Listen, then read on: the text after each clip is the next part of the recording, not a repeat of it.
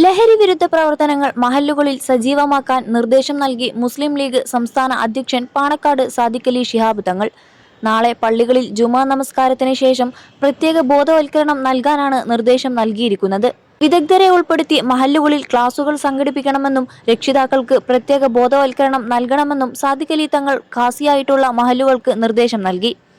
സംസ്ഥാന സർക്കാരിന്റെ ലഹരിവിരുദ്ധ പദ്ധതിയായ ഓപ്പറേഷൻ തൂഫാന്റെ മട്ടാഞ്ചേരി, സെൻട്രൽ, എറണാകുളം, തൃക്കാക്കര എന്നീ 4 സബ് ഡിവിഷനുകളിലായി Fathima girls high school, Marian hall, SH college auditorium, traffic west police station conference hall, ജില്ലാ പഞ്ചായത്ത് ഹാൾ എന്നിവിടങ്ങളിലാണ് പരിശീലന പരിപാടി നടന്നത്.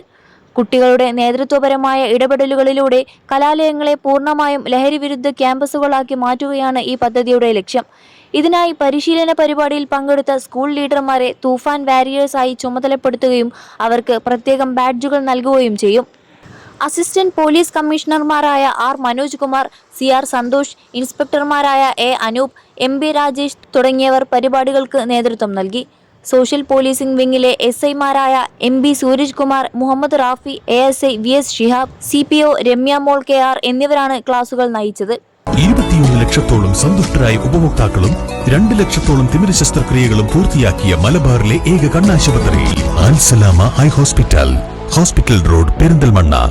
സംസ്ഥാന സർക്കാരിന്റെ ലഹരി വിരുദ്ധ പദ്ധതിയായ ഓപ്പറേഷൻ തൂഫാന്റെ ഭാഗമായി കൊച്ചി സിറ്റി പോലീസിന്റെ നേതൃത്വത്തിൽ സ്കൂൾ ലീഡർമാർക്കായി വിപുലമായ ബോധവൽക്കരണ പരിപാടി സംഘടിപ്പിച്ചു.